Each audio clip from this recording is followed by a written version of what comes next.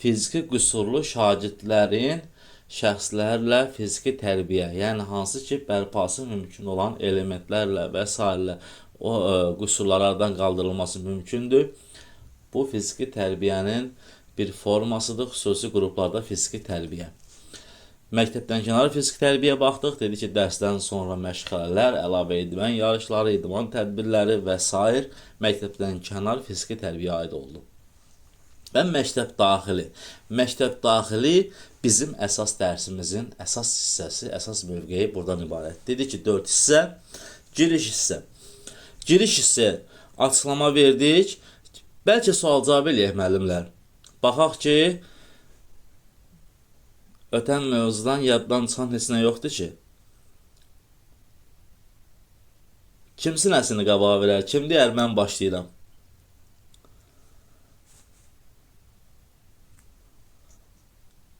Hə, müəllimlər? Burada çətin bir şey yok.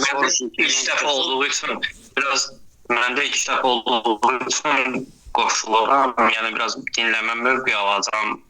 Daha önümüzdəki materiallarda oxuya bilməmişəm.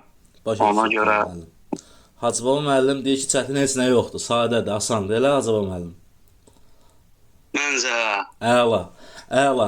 Fiziki tərbiyənin giriş hissəsində müəllim fəaliyyəti nədən ibarət idi Hacıbaba müəllim? müəllim fəaliyyəti giriş hissədə Aha. Dərsin mövzunu Bəli. Məqsədi izah edir. motivasiya edir, motive edir. Aha, məqsədi mövzunun nəzəri Aha, hə. Hə, deyin. nəzəri bilişlər verir də elə bir Bəli, bəli. İstifadə olunacaq hərəkətləri izah eləyir, dərsin məqsədini izah eləyir, qaydaları izah eləyir, hansı ki, bu qaydaların içində təhlükəsizlik qaydaları və s. da var. Motivi formalaşdırır. Bəli, bu motiv formalaşdırır. bəli, bu müəllim fəaliyyəti. Bəs şagird fəaliyyətinə aid eləyək. Deyək, şagird nə edəcək? Şagird fəaliyyəti dinləyib Bəli, anlayır. Deyək ki, nə izah eləmişik də, məsələn, ünvanım deyək, hərəkətlərin və yaxud da ki, oyunların istifadə qaydasını anlayır və dərsdə fəaliyyətini planlaşdırır. Ki, mən nə edəcəyəm? Keçən dəfə dedik, bu planlaşdırmanı müəllim planlaşdırması ilə səhv salmırıq. Müəllim dərsdə fəaliyyətini planlaşdırmır. Müəllim dərsdən öncə planlaşdırır. Bəli, dərsdə fəaliyyətini planlaşdırır, şagird fəaliyyətidir. Əla, hazırlayıcı hissədə necə olacaq? Gəlin belə deyək. hazırlayıcı Gəlin giriş hissədən bir dənə deyək. ümumi hərəkətlər, bədəni qızışdırıcı Aha, hərəkətlər verir. bəli. Əsas hissəyə hazırlayır. Hərəki fəaliyyəti hazırlayır. Bəli. Hərəkətlərin icra ardıcılığını müəyyən edir. Hərəkətlər deyək ki, nümayiş elətdirir. Sırada cərgədə irəliləmələri təşkil edəcək. Bunlar hamısı müəllim fəaliyyətinə aiddir. Şagird orqanizmini dediyiniz kimi, bəli, orqanizmi əsas fiziki yükę hazırlayır. Yəni buna nail olunur ki, bəli, bu müəllim fəaliyyəti. Müəllim çalışır ki, şagird orqanizmi əsas yükę hazır olsun. Bəs şagird fəaliyyəti necə olacaq onda? Əsas hissədə, Hazırlayıcı hissədə. hazırlayıcı hissədə deməli əsas hissəyə hazırlıqdır. Bəli, orada Bəli. hazırlanır. Yəni hərəkətləri icra edirlər hamısı. Yəni bədəni isinləşdirirlər. Aha. İndi bizə test sualında, testlərdə belə deyək də, söz oyunu formatında salacaqlar deyə müəllim. Ona görə biz bunları detalları ilə, yəni cümlə oxuyuruq da. Yəni deyir ki, məsələn, hərəki fəaliyyətini qaydalar çərçivəsində qurur.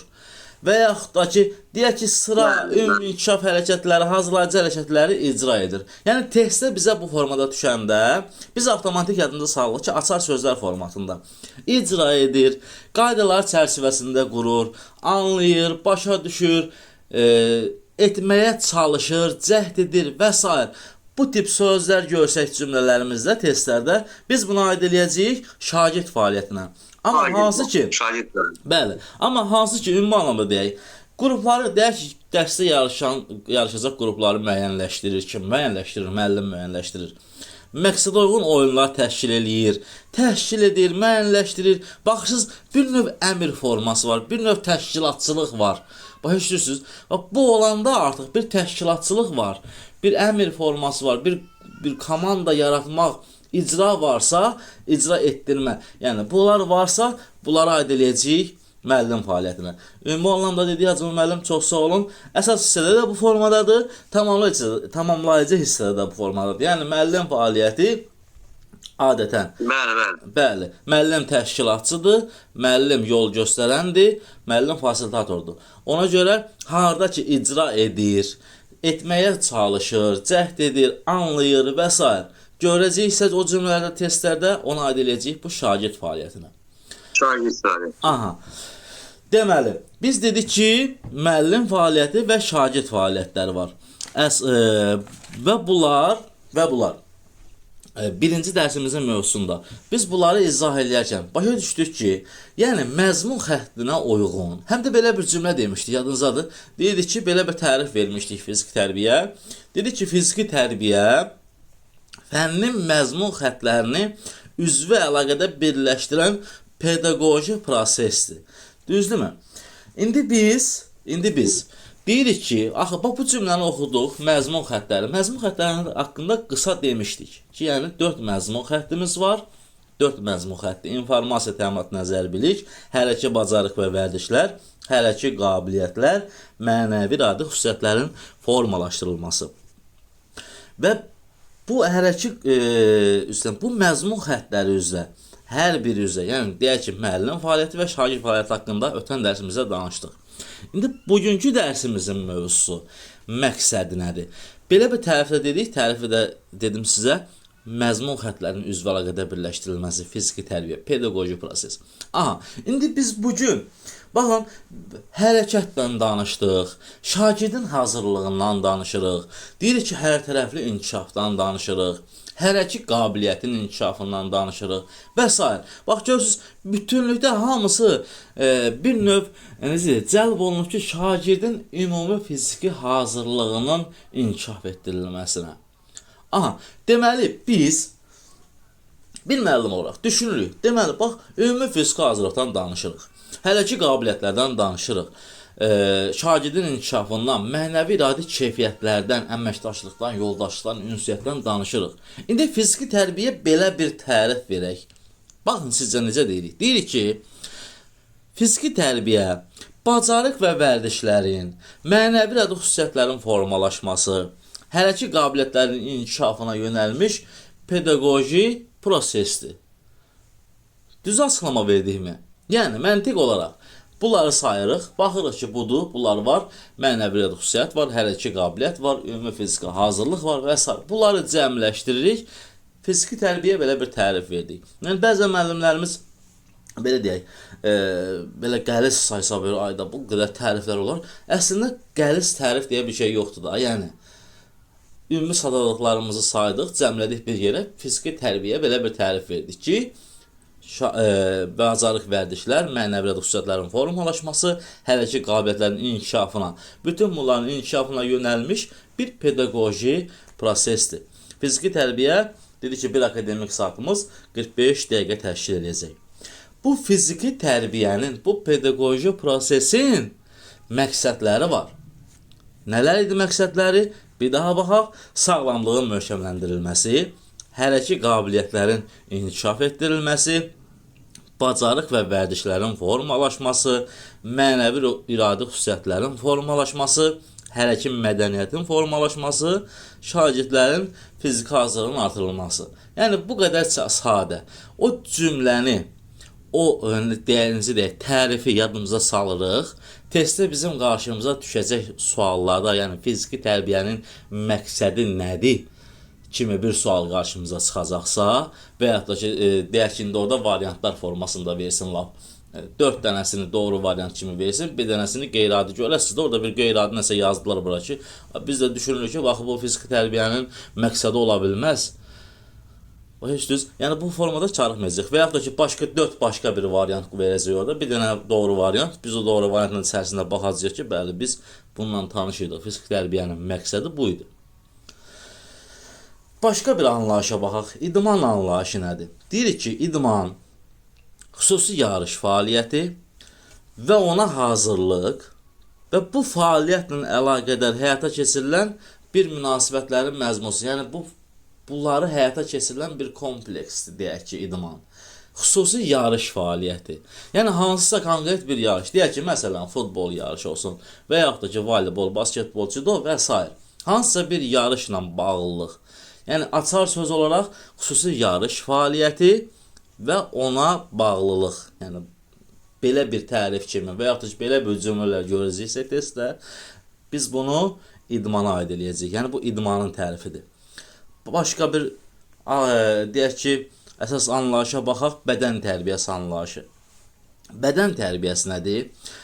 Bunu belə deyək, kitabla cümləsi kimi istəsəz belə əzbərləyin, istəsəz də belə məntiqlə bu açar sözləri görəndə avtomatik yadınıza düşsün ki, deyəndə ki, cəmiyyətin ümumi mədəniyyətinin bir hissəsi, bax o cəmiyyəti görəndə, bax, fiziki tərbiyədə deyilir ki, şagirdin, filan kəsin, filan kəsin, filan kəsin. Amma burada deyir ki, ümumi anlamda cəmiyyətin mədəniyyətinin ümumi hissəsi, bu bədən tərbiyə, bədənin tərbiyəsi. Burada da yenə və yaxud da ki, fiziki kamilliyi artırması üçün və hansısa bir metodlardan, xüsusi seçilmiş hərəkətlərdən və s. vasitələrdən istifadə edərək fiziki kamilliyi, fiziki hazırlığın artırılması, fiziki kamilliyin bərpası və yaxud da ki, hazırlığının artırılması bu bədən tərbiyəsi prosesinə aid olacaq. Ümumi olaraq hərəkət. Baxın, fiziki, hərəki deyirik. Hərəki sözü özü ilə bir fiziki, açıqlaması fiziki deməkdir. Biz hərəkət deyərək, hərəkət deyəndə avtomatik gözümüzün qabağına bir canlılıq gəlir, hərəkətlilik gəlir, yəni yer dəyişmə gəlir. Tərif olaraq da belə baxacağıq. Bədənin və ətrafların vaxt və fəzada yer dəyişməsi. Bu qədər sadə. Vaxt və fəzada, yəni hansısa bir konkret vaxtda yer dəyişmə. Deyək ki, qolumu qaldırdım, əlimi qaldırdım və s. Yəni vaxtda, yəni havada yerimi dəyişdim. Ani bir saniyə içində, milli saniyə içində və s. Bədənin və ətrafların vaxt və fəzada yer dəyişməsi olacaq hərəkət. Və bu hərəkət özü, indi bir söz deyəklər, deyir ki, bizdən asılı olaraq yəni düşünərək etdiyimiz hərəkət var və düşünməyərək, yəni bizdən asılı olmadan etdiyimiz hərəkət. Buna da deyirik iradi və qeyri-iradi. Yəni hərəkət özü iki formada. İradi hərəkət və qeyri-iradi. Qeyri-iradi, yəni məndən asılı olmadan. Məsələn, gözlərimi qırpıram. Gözlərin qırpılması, bu məndən asılı deyil axı, gözlərin qırpılması. Amma iradi hərəkət, məsələn, nə isə götürürəm, harasa qoyuram. Yəni iradi hərəkət. Düşünərək etdiyim bir hərəkət. Hərəki fəaliyyət nədir? Hərəki fəaliyyət ümumilikdə bu bayaqdan danışdığımız bu hərəkətlərin, bu vəzifələrin həllinə yönəlmiş insanın məkan və zaman daxilində məqsədli yer dəyişmə. Yəni nə isə, məsələn, mən topu qapıya vuracam. Gedirəm ki, topu vuram qapıya. Məqsədim nədir? Topu qapıya vurmaq. Və bu hərəki fəaliyyətim sayılır. Yəni fiziki fəaliyyətim. Neyəcəm? Gedəcəm topu qapıya vurmağa. Məqsədli yer dəyişmə. Hərəki bacarıq nədir? Bu hərəki bacarıq, ümumiyyətlə hərəki fəaliyyətə, yəni bayaq saydığımız bütün elementlərə, deyək ki, istənilən bu hərəkətlərə də, yəni hərəkətlərin hər birinə, bu elementlərin icrasına diqqətin cəlb olunması. Adətən bağlayırıq bunu mərkəzi sinir sisteminə də, yəni mərkəzi sinir sisteminə. Diqqətin cəlb olunması ilə icrası. Yəni diqqətim nümunə kimi deyək, başa düşəsiniz. Deyirəm ki, məsələn, şagirdə öyrədirəm ki, yolda ilk tibbi yardımı öyrətmişəm şagirdə ki, deyək ki, qanaxmalar zamanı ilk tibbi yardımı öyrətmişəm şagirdə. Sadə bir kəsikdir, deyək, kapilyer qanaxmadır, şagirdə öyrətmişəm. Deyək ki, demişəm ki, 3 dəfə bu binti göstərmişəm də, deyirəm ki, 3 dəfə binti doğrayırıq, möhkəm bərk sıxmadan, deyək ki, bunu bu formada bağlayacağıq, düzdürmü? Üstürəm. Burada bir hərəkət var, düzdür? Məqsədli bir hərəkət var. Nədir məqsəd? Qanaxmanı dayandırmaq. Və şagird bu hərəkəti icra edir. Və diqqətini cəmləyir ki, mən gedim o, deyək ki, o binti ora bağlayım. fikrim çatırsa, yəni o binti ora bağlayım. Məqsəd var ortada, məqsəd. Elementi icra eləyir. Hansı ki mən o şagirdə öyrətmişəm, göstərmişəm ki, bunu belə bağlayırsan, o elementi icra eləyir. Yəni diqqətini ora cəmləyir. Mərkəzi sinir sisteminin icrası. Yəni ora necə deyim, özündən əlavələr nəyisə əlavə eləmir də. Yəni mən sırf öyrətdiyimi gedir şagird onu icra eləyir. İndi hərəki qabiliyyət, bacarığı bəzi müəllimlər qarşılayır, ona görə bax bunu belə deyirəm. Hərəki bacarıq göstərdiyimizi icra edir. Bir növ buna deyək, kurikulum dilindən desək, imitasiya eləyir. Yəni təkrar eləyəcək, göstərdiyini icra eləyəcək. Gedir, bacardığını, bildiyini o barmağına sarıyacaq və salam, bu qədər. Və bunlar deyək ki, bu formada izah edirəm ki, müəllimlər, başa düşək nə demək istəyirəm. Bunları, bu element, bugün əlinin barmağını deyək ki, sarıdı, sabah vəlini və s. Və bu elementi o qədər artıq eləyir ki, bu şagirddə vərdişə çevrilir. Artıq bu bacarıq bir vərdişə çevrilir. Hərəki vərdişdə budur. Diqqətin son nəticəyə yönəldilməsi.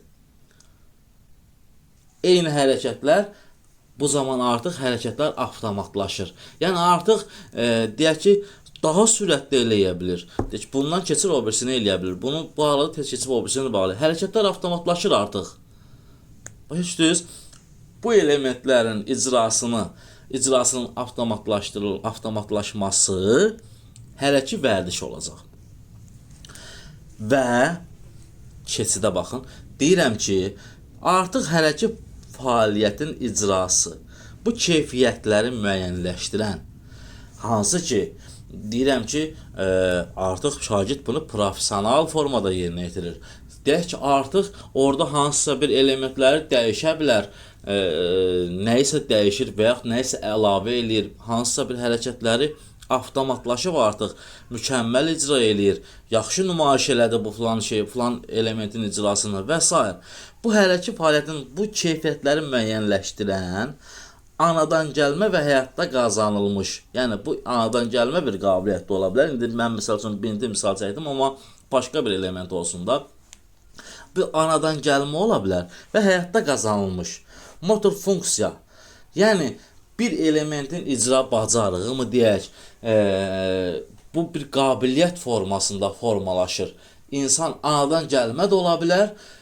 Deyək ki, insan anadan gəlir, anadan gəlmə, necə deyərlər, qüvvətli, adətən görmürsünüz də, uşaqlar falan doğulanda nəyisə belə deyirsə ki, bu qüvvətlidir, bu maşallah qüvvətli və s. Yəni fikrimlə izah eləməyə çalışıram deyə həyatdan nümunələr gətirirəm. Və ya da başına deyirsən ki, bu cılızdır da, yəni bu o deyil də, tam fiziki olaraq necə deyirlər, tam inkişaf etmiş formada deyil. Ona görə deyir ki, insan bu həyatda anadan gəlmə də ola bilər və həyatda qazanılmış da ola bilər. Deyək ki, hansısa bir məşq sayəsində biz əzələlərimizi bərkitdik, yolduq idmançı, qollarımıza qüvvət gəldi, hansısa əzələlərimiz, qol əzələsi, nəzələsi və s. inkişaf elədik. Ona görə həyatda qazanılmış və anadan gəlmə. Deməli, hərəki fəaliyyətin, icra keyfiyyətini, yəni bütün bunları, bu icra keyfiyyətlərini müəyyənləşdirən, anadan gəlmə və həyatda qazanılmış motor funksiyanın xüsusiyyəti olacaq hərəki qabiliyyət. Ayırt etmək kimi lazım olsa, yəni bunları başa düşmək üçün dedim. Testdə qarşımıza çıxacaq olsa, biz hərəki bacarıqdırmı, vərdişdirmi, yoxsa hərəki qabiliyyətdirmi? Bunları necə aid eləyək? Belə bir sual vermiş olsanız, belə deyərik. İcra edirsə, hərəkətləri, elementləri və s. icra edirsə, bu olacaq hərəki bacarıq və vərdiş.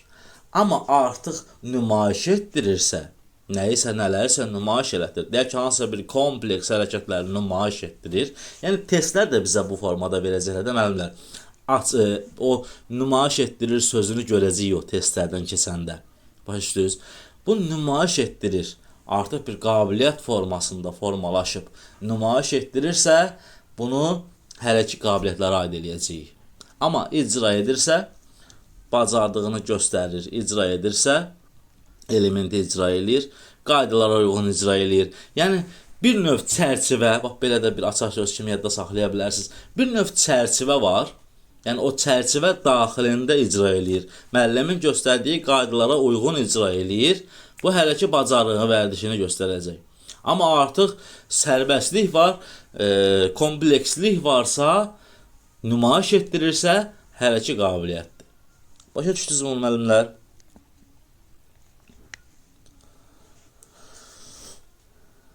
Səsiniz gəlmədi müəllimlər. Yəni nəsə anlaşılmaz nəsə varsa deyin. Anladım. Əla. Başa düşdüm. Əla. Deməli, gəlin bir də məşq nədir? Məşqin özü bir pedaqoji prosesdir. Yəni burada bu da fiziki tərbiyənin bir formasıdır. Yəni idmançının hazırlanmağına yönəlmiş pedaqoji prosesdir. Yəni deyək ki, hansısa bir yarışa hazırlanma. O yarışın qaydalarına uyğun hazırlanma və s. Sırf bu idmançının hazırlığına yönəlmiş pedaqoji prosesdir məşq. İmtahan sualı ola bilər. Gemostaz nədir? Orqanizmin daxili sisteminin sabitliyidir gemostaz. Yorulma nədir? Fiziki yükün təsiri ilə orqanizmdə iş görmə qabiliyyətinin azalması. İş görmə qabiliyyətinin azalması, yəni kitab cümləsi ilə, belə məntiqlə də başa düşdüyümüz formada yorulma deməkdir. Hə, indi əsas məsələ. Əsas məsələ deyəndə nəyə nəzərdə tuturam? Baxın, biz fiziki hərəki qabiliyyətlərdən, hərəki bacarıq vərdişlərdən, informasiya təminatından danışdıq. Biz mənəvi iradi xüsusiyyətlərin formalaşmasından danışdıq.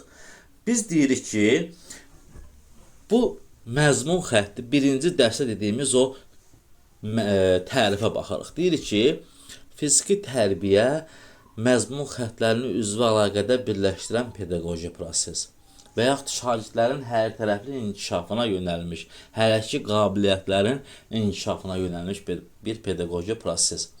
Deməli, biz bu yollardan keçərkən hansısa metodlardan, üsullardan istifadə etməliyik ki, gedək çataq hara o pedaqoji prosesin tamlığına. Düzdür?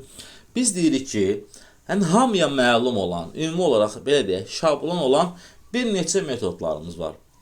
Bunlara deyirik ki, idman məşqinin metodlarıdır. Yəni, bu məşqlərlə, bu metodlarla bu məşqi etdirsək, hansı nailiyyətlərə gedib çıxa bilərik və yaxud da ki, deyək ki, bu məşqləri, bu metodlarla bu məşqləri aparsaq, hansı hərəki qabiliyyətləri daha effektiv inkişaf etdirmək olar.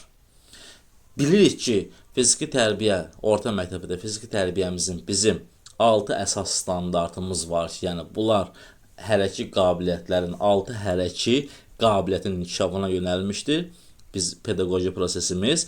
Deyirik ki, 6 hərəki qabiliyyətimiz var. Sürət güc, bədən əyilgənlik qabiliyyəti, çeviklik, dözümlülük və qüvvə hərəki qabiliyyəti.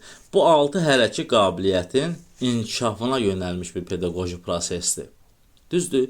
Bu 6 hərəki qabiliyyəti inkişaf elətdirmək üçün bizə hansısa bir metodlar lazımdır, bir üsullar lazımdır. Deyək ki, nümunə olaraq deyirəm, çeviklik hərəki qabiliyyətini inkişaf elətdirmək üçün və yaxud da ki, qüvvə hərəki qabiliyyətini inkişaf elətdirmək üçün mənə hansısa bir metodlar, bir üsullar lazımdır. Düzdür? Biz bunlarda ümumi olaraq, yəni hamı tərəfindən bilinən bir metodlardır. Mən həmişə deyirəm ki, bir fiziki tərbiyə müəllimi və yaxud da ki, bir məşqçi, peşəkar bir məşqçi hansısa bir metod, belə deyək, kəşf eləyə bilər, ya tərtib eləyə bilər. Deyək ki, mənim metodum budur, mən bu formada daha effektiv dərs keçirəm və yaxud da ki, idmançını daha yaxşı hazırlayıram. O metoda öz istədiyi adı verə bilər ki, bu metodun adını qoyuram, bu filan metod. Bugün yəni dərsə deyirik, səhət müəllim, adını qoydu, istirahət metodu. Yəni, istənilən müəllim adını qoya bilər ki, bu filan metod. Amma bizim indi praktiki öyrəndiyimiz metod, yəni şablon metodlar, hamının bildiyi metodlar. Məsələn, ən çox istifadə olunan metodlardır, həm də idman məşqinin ən çox istifadə olunan metodlarıdır. Məsələn, nümunə olaraq, interval metodu. Adətən, interval metodu ilə təkrar metodu qarışdırılır müəllimlər tərəfindən. İndi bunların xırda, sadə, izahla, detalına baxacaq. Baxacaq ki, burada heç nə yox olmuş, qarışdırmaqlıq heç nə yoxdur. İnterval metodunda deyirik ki, Baxın, kitab cümləsi adama belə qəliz gəlir. Deyirsən, bu nə uzun cümlədir, bunu necə başa düşək, burada nə danışır bu? Deyir ki, məşq yükünün, komponentlərinin və hərəkətlərin intensivliyin dəqiq bir diapazonda təkrar icrası ilə səciyyələnir. Burada əsas diqqət hərəkətlərin icrası arasındakı istirahətə yönəlmiş olur, fasilə zamanı və s. və s. Belə uzun cümləni görürsünüz, düzdür? Bunu açıqlama formasında yazmalıyam, məcburam. İndi məntiqlə deyirəm. İnterval metodunda elementlər, hərəkətlər, təkrar icrası var. Amma bu təkrarlar arasında konkret bir vaxt var, diapazon var. Məsələn, 10 dənə turnik, 30 saniyə istirahət, 10 dənə turnik, 30 saniyə istirahət. O 30 saniyə konkret bir diapazon dediyimiz, bax o 30 saniyə. Bax o interval dediyimiz o ara, o məsafə, o vaxtdır. Yaxşı müəllimlər, konkret bir vaxt aralığında məşqlənməni aparırıq. Yəni, həmin fiziki hərəkətlə bərabər o vaxtın özü də idmançının əzələlərinə təsir eləyir. Orqanizm öyrəşir. Başa, ona görə deyir ki, interval metodunun əsas xüsusiyyəti dəqiq bir diapazonda elementlərin təkrar icrası. Bu qədər sadə. Konkret vaxt aralığında. Deyək ki, 30 saniyə ərzində ya yaxud 1 dəqiqə ərzində və s. elementlərin təkrar icrası. Bir də var təkrar metodu. Bu təkrar metodun özündə belə, adından məlum təkrar metodu, elementlərin təkrar icrası var. Düzdür müəllimlər? Amma bu təkrar metodda intervaldan fərqli olaraq dəqiq bir diapazon yoxdur. Kitab cümləsi ilə desək, orqanizmin bərpası üçün kifayət eləyəcək vaxt intervalı və yaxud da ki, bir neçə müddətdən sonra elementlərin təkrar icrası və s. Deyək ki, Hacıbaba müəllim voleybol topunun servisdən oyuna daxil edilməsini şagirdlərinə öyrətmişdi. Sürət güc hərəkə qabiliyyətini və yaxud da çeviklik hərəkə qabiliyyətini inkişaf elətdirərkən belə bir elementləri öyrətmişdi. Üstündən bir müddət keçdi, başqa elementlər və s. Amma müəllim görür ki, orada hansısa bir nöqsanlar vardı o elementlərdə. Və təkrar metodundan istifadə eləyərək həmin elementləri təkrar bir də icra elətdirir. Bu təkrar metodu. Yəni, konkret bir vaxt yoxdur ki, düzdür, müəyyən bir vaxt deyirəm, yəni qeyri-müəyyən bir vaxt keçdi, Hacıbaba müəllim təzədən elementləri icra elətdirdi. Və yaxud da ki, deyək ki, ağır bir fiziki yük verdi şagirdə və yaxud da ki, idmançıya deyək. Ağır bu fiziki yükdən sonra, deyək ki, futbol oyunu verdik, belə ağır fiziki yük falan belə deyəndə müəllimə, yəni qarışdırmayın da, belə qeyri-adisini demirəm. Məsələn, bu günlərin futbol oynadıq. 1 saat ərzində dayanmadan futbol oynadıq, rəqibi udduq. Yorulduq da, əzələrimiz yoruldu və s. yorulduq. Biz deyək ki, axşamı və yaxud da sabah, səhərsi günü yenidən futbol oynaya biləcəkmi? Yəqin ki, oynaya bilməyəcək də. Bir müəyyən vaxt keçməlidir ki, əzələlərin bərpası kifayət edəcək vaxt intervalı. Bax, buna deyirik. Kifayət edəcək vaxt intervalından sonra həmin elementləri təkrar eləyə bilər. Yəni, həmin deyək ki, futbolu təkrar oynaya biləcəyik. Yəni, təkrar metodunun interval metodundan fərqi bundan ibarətdir.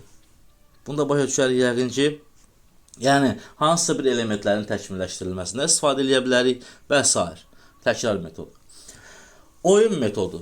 Oyun metodu nədir? Adətən yeniyetmələrdə hərəkə bacarıqları, qabiliyyətləri və s.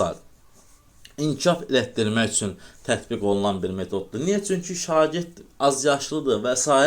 Bunlar yeniyetmədir. Onlara, belə deyək, bizim tədris edəcəyimiz fən və yaxud da ki, bu pedaqoji proses onlara maraqlı gəlsin. Onlar hərəkətlərin, elementlərin icrasından maraqlı olsun deyə hansısa bir oyun metodundan istifadə edirik. Deyək ki, məsələn, bədən əlgənlik qabiliyyətini inkişaf elətdirməliyik. Mövzumuz bədən əlgənlik qabiliyyətidir. Biz bədən əlgənlik qabiliyyətini nə qədər desək də və yaxud da ki, hansısa bir konkret elementlərlə icra elətdirməyə çalışsaq aşağı sinif şagirdinə, ona da sizdə maraqlı olmayacaq. Amma hansısa bir oyun metodunda, deyək ki, şagird qol-qola durdu, digəri əyilərək digərləri əyilərək oradan keçməlidir. Deyir ki, məsələn şagirdlərə ki, heç kim toxunmasın. Deyək ki, hesab edin ki, orada bir maneə var. O maneəyə toxunsa üstünüz aşacaq.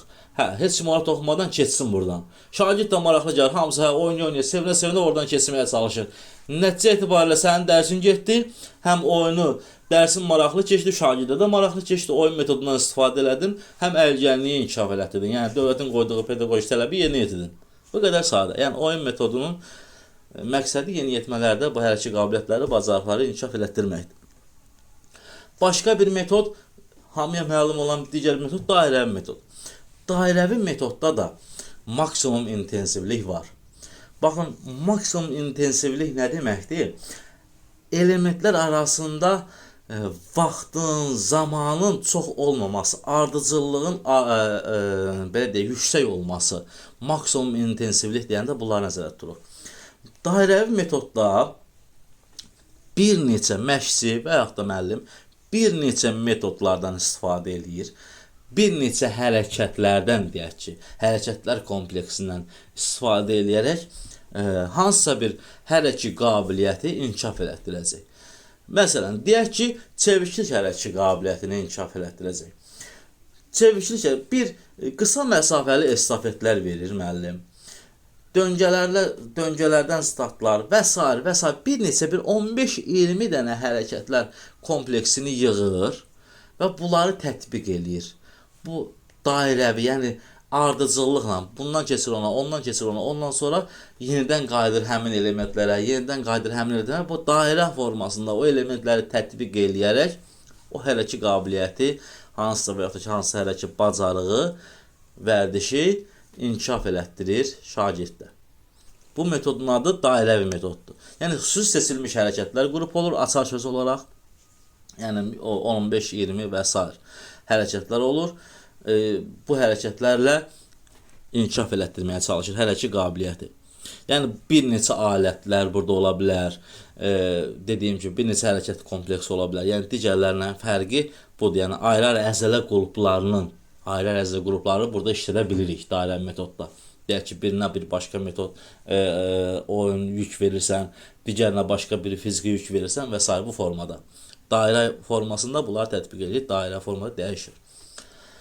Bir də dəyişkən metodumuz var müəllimlər. Bu dəyişkən metodu adından məlum. Adı bizə nəsə deyir, dəyişkən metodu. Kitab cümləsini oxuyarsınız. Mən sizə başa düşdüyünüz formada qısa olaraq deyim. Məsələn, dəyişkən metodda nədir? Bu intensivliyin, maksimum intensivlik var burada da, dəyişkən metodunda. Burada hərəkətlər tempo, amplituda və s. enerji sərfi, qüvvə sərfi və s. bunların hamısı məqsədli dəyişməsi var. Məsələn deyirəm, bax, məqsədli dəyişmə deyirəm. Deyək ki, biz 1000 metr məsafəyə qaçış vermişik şagirdə.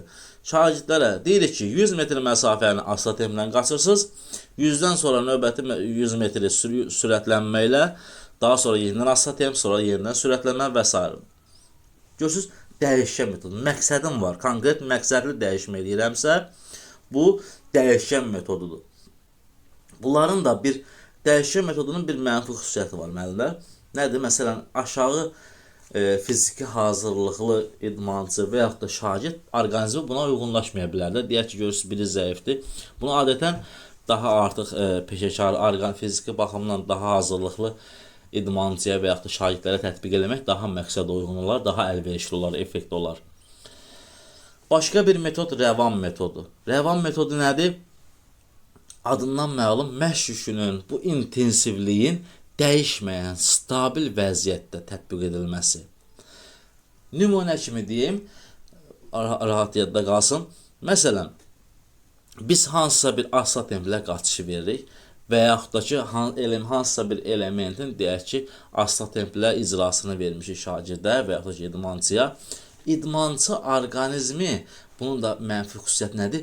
Bu asta tempə, bu rəvan sabitliyə, dəyişməzliyə uyğunlaşa bilər. Adətən dözümlülük hərəkət qabiliyyətinin inkişafına daha əlverişlidir rəvan metodu. Niyə? Məsələn, uzaq məsafələrə qaçışlar deyirik, cross qaçışları və s. Asta templə qaçışlarda və s. Yəni, rəvan metodunun tətbiq olunması daha əlverişli olar. Amma dedik ki, mənfi xüsusiyyət də var. orqanizm ona uyğunlaşa bilər. Yəni effektliyi azala bilər.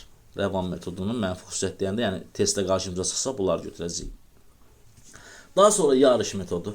Yarış metodu adından məlum. Konkret bir yarışa, yarış qaydalarına, yarış tələblərinə uyğun idmançının hazırlanması. Nəzarət metodu nədir? Nəzarət metodu da, yəni deyək ki, hansısa bir yarışa və yaxud da ki, oyunda və s. idmançının hazırlanmasıdır. Burada da maksimum intensivlik var.